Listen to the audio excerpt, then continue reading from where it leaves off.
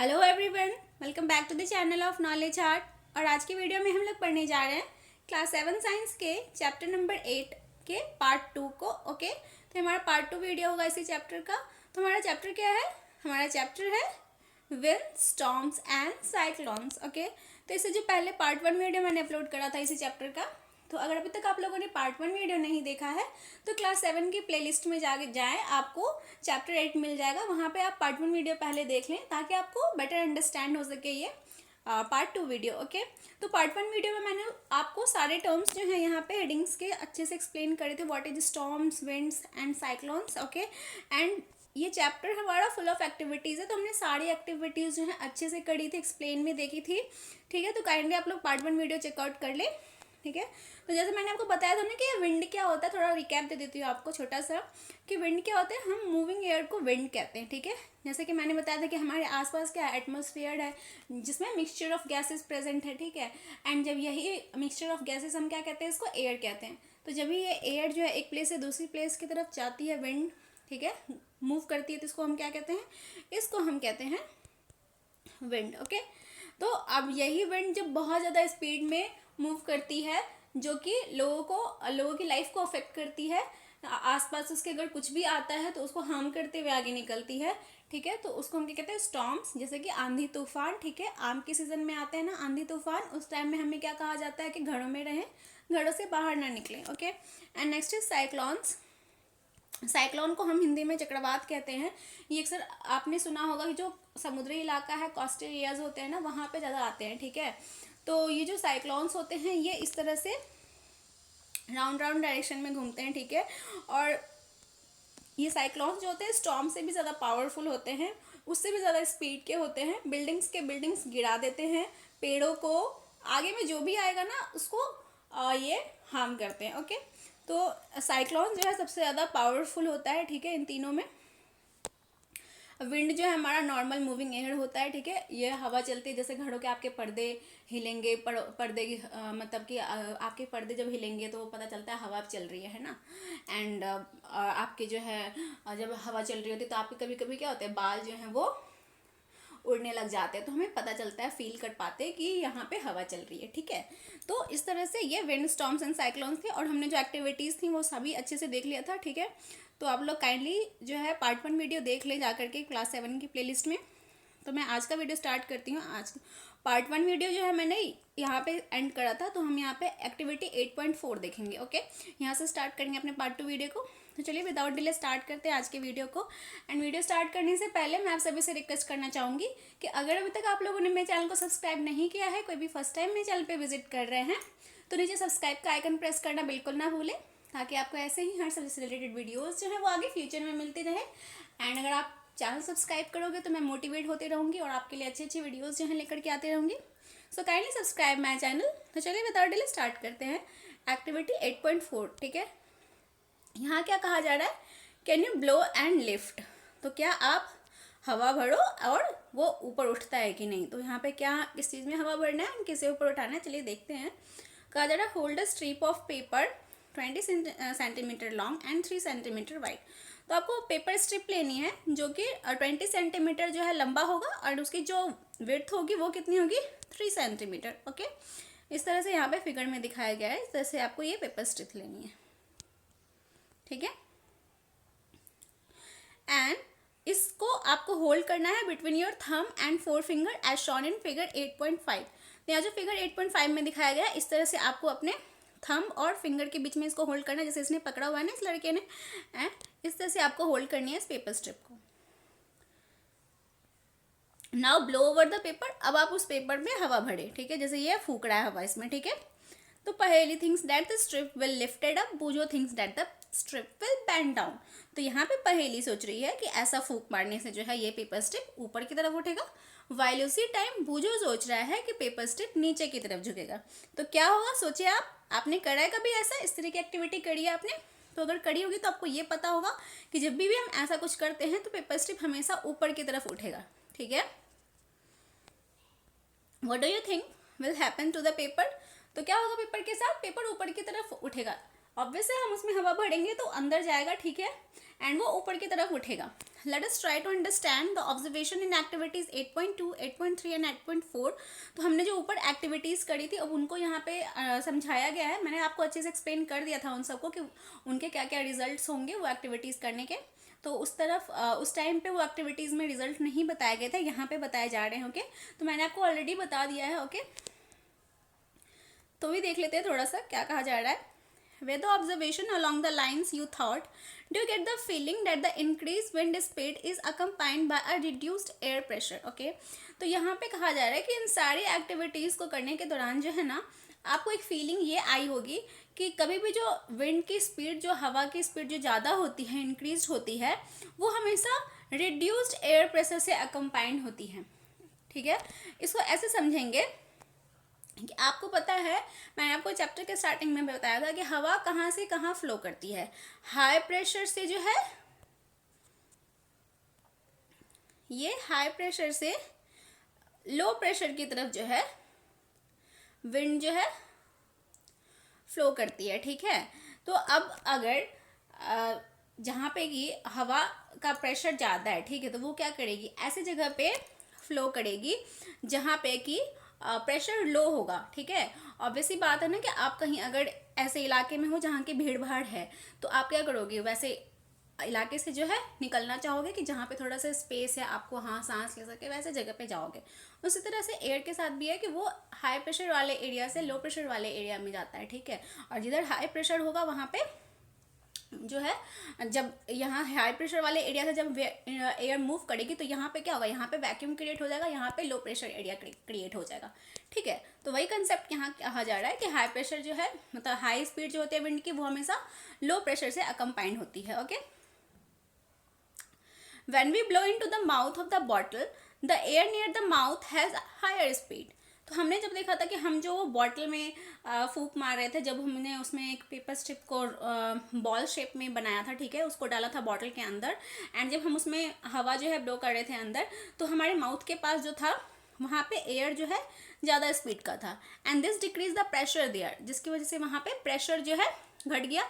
ठीक है, the air pressure inside the bottle is higher than near the mouth, और इसकी वजह से जो है अंदर में एयर प्रेशर जो है वो बॉटल के हायर हो गया माउथ के पास, क्योंकि वहाँ पे विंड स्पीड हायर थी एंड वहाँ पे प्रेशर क्या था, लो था, एंड अंदर में आपको प्रेशर हाई था. Okay, the air inside the bottle pushes the ball out, तो वही प्रेशर क्या करेगा, कर रहा था आपके बॉल को आगे की तरफ पुश कर रहा था. ठीक है, हमने देखा था ना उस एक्टिविटी में कि हमें डिफिकल्टी हो रही थी उस पेपर बॉल को जो है अंदर पुश करने में. ओके, क्योंकि बार बार वो बाहर मतलब आगे की तरफ आ जा रही थी, क्योंकि उसे अंदर का जो एयर प्रेशर था वो पुश कर रहा था आगे की तरफ.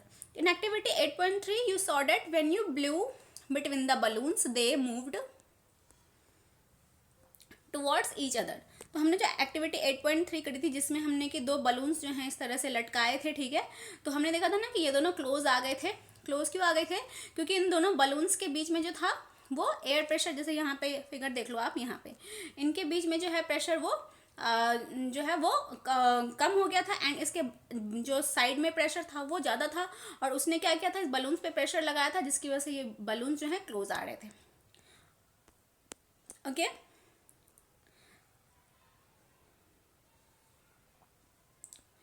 हाउ कुड दिस हैपन, ये कैसे हुआ था, this could happen if the pressure of the air between the balloons were somehow reduce. तो जो बलून्स के बीच का प्रेशर था वो क्या हो गया था, कम हो गया था, and the pressure outside the balloon would then push them towards each other, और इस तरह से बलून के जो आउटसाइड जो प्रेशर था उसने उन दोनों बलून्स को पुश किया, जिसकी वजह से कि वो दोनों क्लोज आ गए. Okay,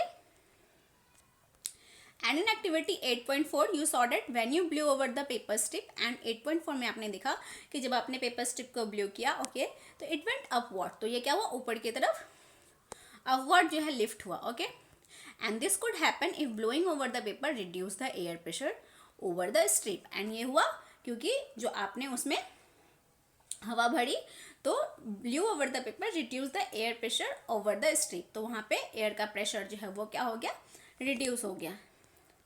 okay, and we see that increased wind speed is indeed accompanied by a reduced air pressure. तो वही यहाँ पे कहा जा रहा है कि हमने यही देखा कि जो हमेशा विंड स्पीड जब भी इंक्रीज होगी, जब भी वो हाई स्पीड में ठीक है, ट्रैवल करेगी तो वो क्या करेगी, वहाँ पे एयर का प्रेशर रिड्यूस कर देगी, क्योंकि वहाँ से वो लो प्रेशर एरिया की तरफ जाएगी, और जहाँ से वो गई तो वहाँ का प्रेशर जो है कम करेगी, एंड वो क्या हो जाएगा, लो प्रेशर एरिया वहाँ क्रिएट हो जाएगा। ओके, तो can you imagine what would happen if a high speed wind blue over the roof of buildings.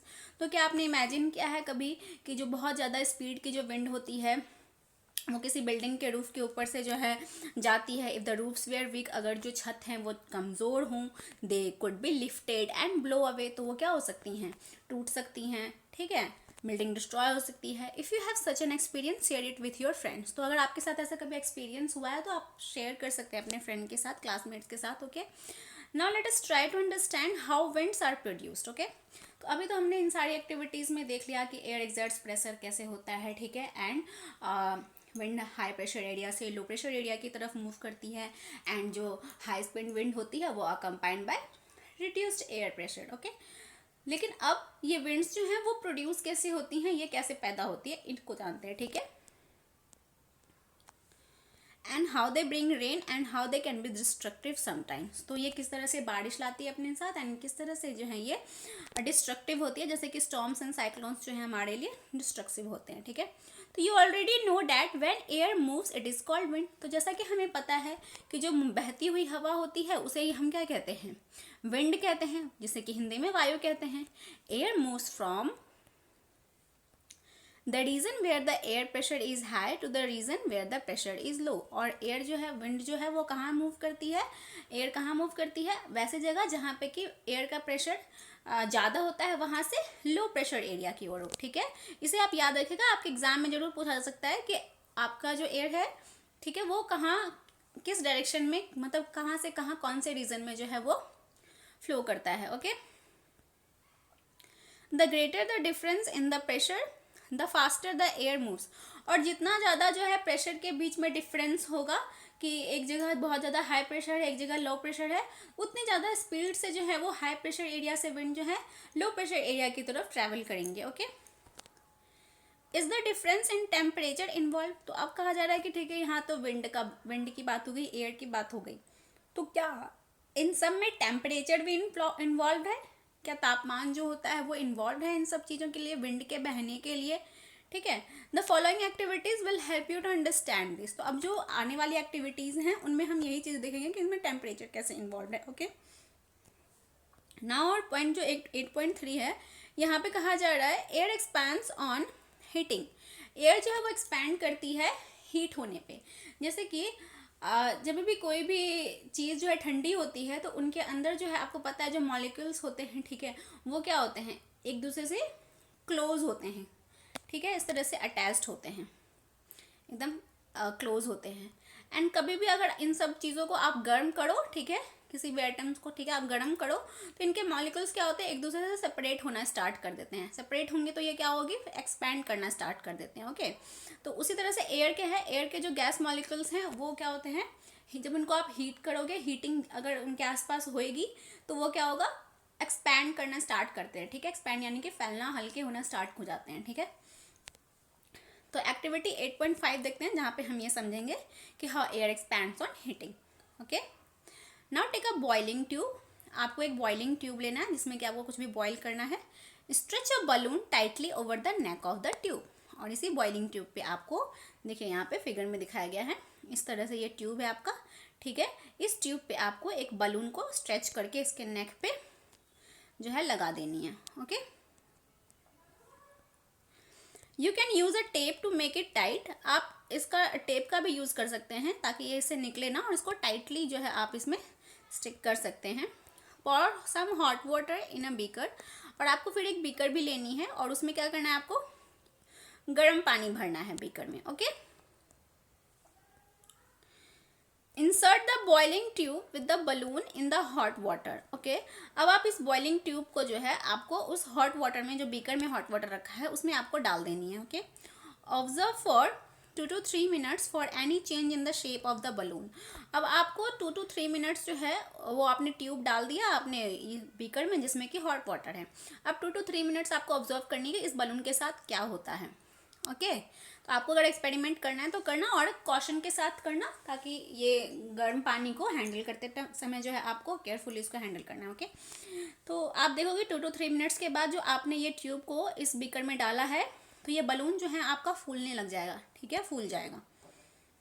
Obvious सी बात है, क्यों फूलेगा? क्योंकि जो बॉयल हो रहा था अंदर में पानी, ठीक है, इसके से क्या हुआ, वाटर वेपर क्रिएट हुआ, एंड वो वाटर वेपर अंदर जाकर कहीं ना कहीं अपने में क्या करता है, वेपर एयर होता है। ठीक है, तो अंदर जा करके वो क्या करेगा, फूल जाएगा।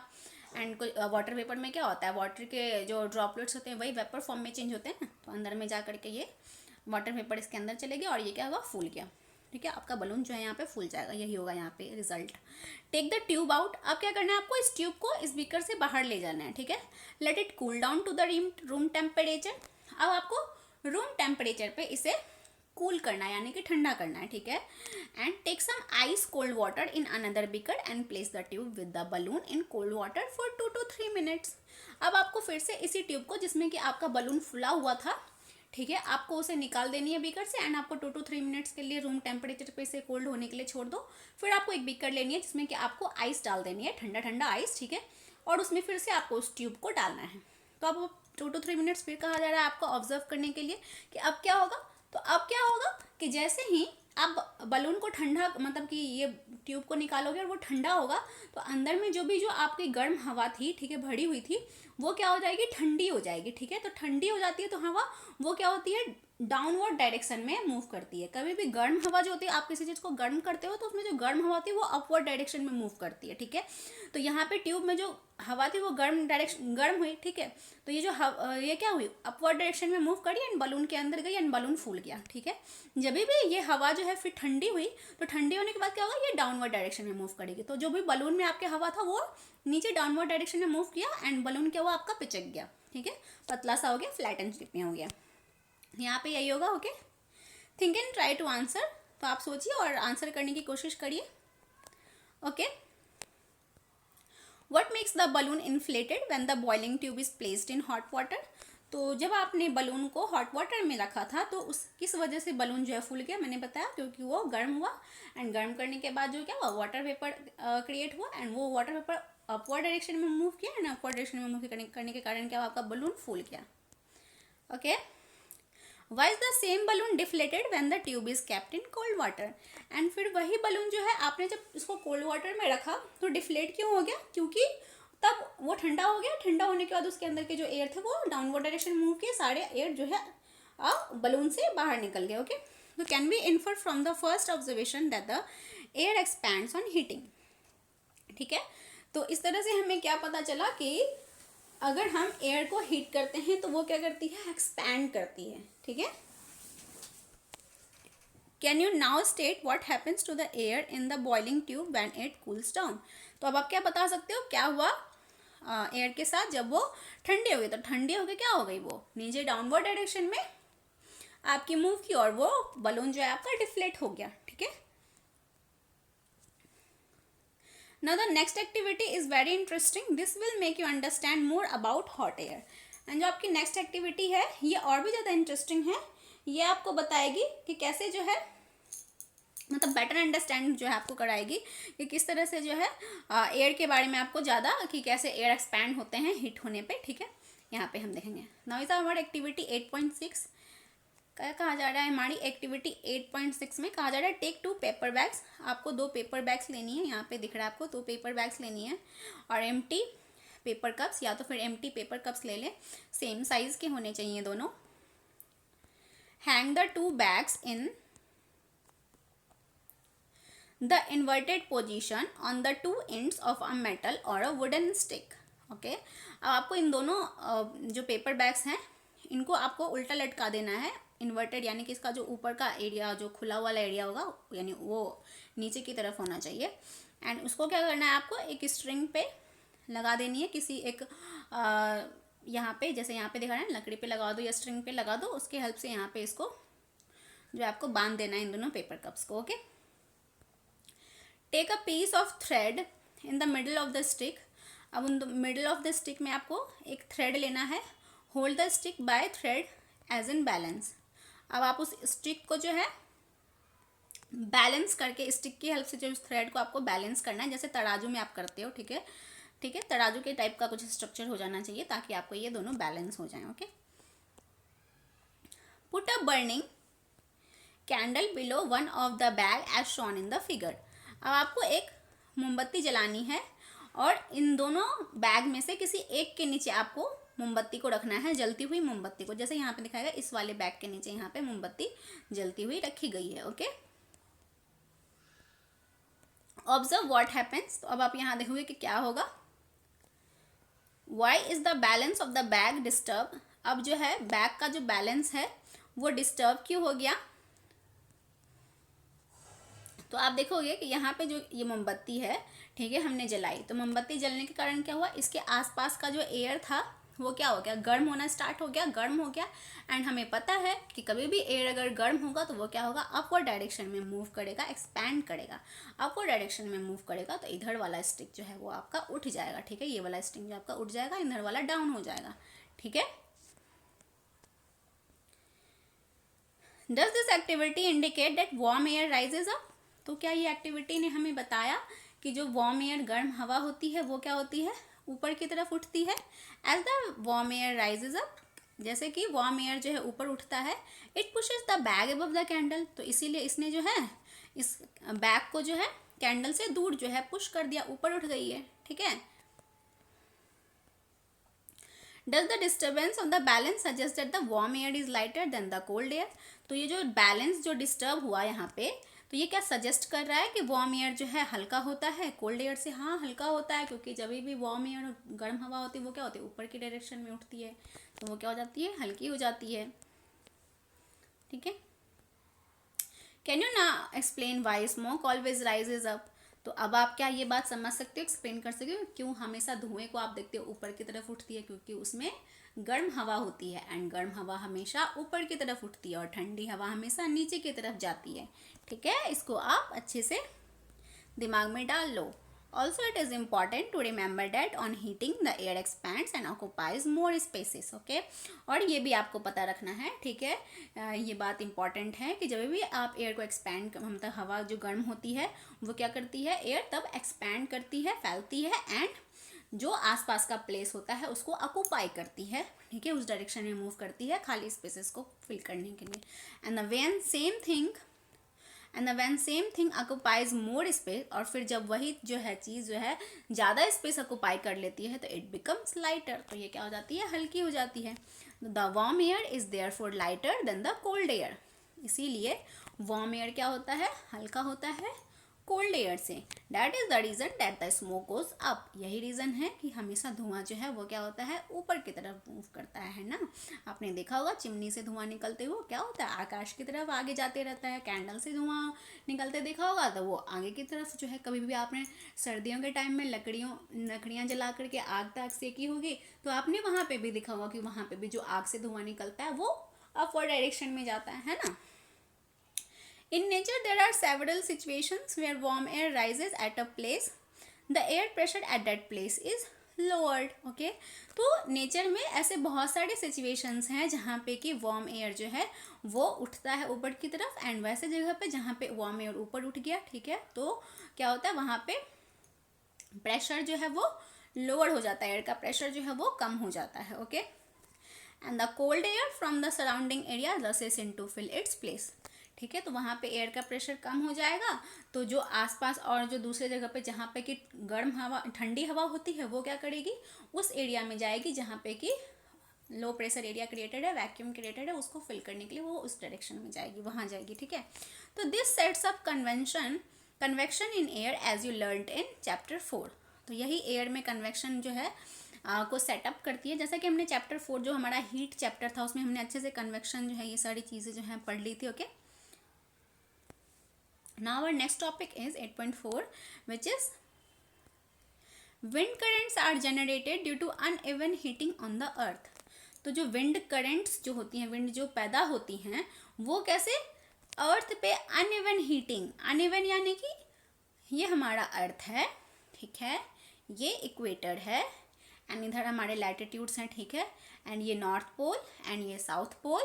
तो यहाँ पे जो हीट है सन का वो अनइवन है। ऑब्वियस सी बात है, आप यहाँ पे सन है हमारा, ठीक है, सूरज है, ये सूरज क्या कर रहा है, इससे रोशनी निकल रही है, एंड ये रोशनी ऑब्वियस सी बात है इस तरह से ही रहती है, ठीक है, ये सन है एंड ये अर्थ है। तो यहाँ से जो भी रोशनी आएगी, ऑब्वियस सी बात है कि जो ये मिडल वाला एरिया है ना, यहाँ पे ज़्यादा सन की रोशनी तेज पड़ेगी, एकदम डायरेक्ट पड़ेगी, क्योंकि इसके सामने है जस्ट, ठीक है। एंड इन सब एरियाज में जो है वो फिर डिस्ट्रीब्यूट हो जाएगी, कम कम रोशनी पहुंचेगी, जितना यहाँ पहुंचेगी उससे कम यहाँ पहुंचेगी, उससे कम यहाँ पहुंचेगी, उससे कम वहाँ पहुंचेगी, ठीक है। तो ये जो इस तरफ जो पोल्स हैं वहाँ पे क्या होता है, ठंड होती है ज़्यादा, वहाँ पे सन की लाइट जो है कम पहुँचती है। तो वही कहा जा रहा है कि wind currents are generated due to uneven heating on the earth. तो अर्थ पे जो अनइवन हीटिंग है उसकी वजह से ही जो है ये विंड के करेंट्स जो हैं प्रोड्यूस होते हैं, ओके। तो इस वाले टॉपिक को हम अपने नेक्स्ट वीडियो में देखेंगे, ओके। ये चैप्टर हमारा थोड़ा लॉन्ग है, तो नेक्स्ट पार्ट भी लग जाएगा इस चैप्टर को ख़त्म करने के लिए, ओके। तो नेक्स्ट पार्ट में हम अपने इस टॉपिक को आगे बढ़ाएंगे कि how wind currents are generated due to uneven heating on the earth, okay. तो आई होप आपको ये जो एक्टिविटीज़ थी, एक्टिविटी 8.5, एक्टिविटी 8.6 एंड जो उनके जो भी रीजन थे, ठीक है, अच्छे से क्लैरिफाई हो गए होंगे। एंड अगर वीडियोस पसंद आई हो तो वीडियो को लाइक करें, चैनल पर नए हैं तो चैनल को सब्सक्राइब करना बिल्कुल ना भूलें। तो चलिए मिलते हैं अपने नेक्स्ट वीडियो में, तब तक के लिए bye bye, thank you, keep learning.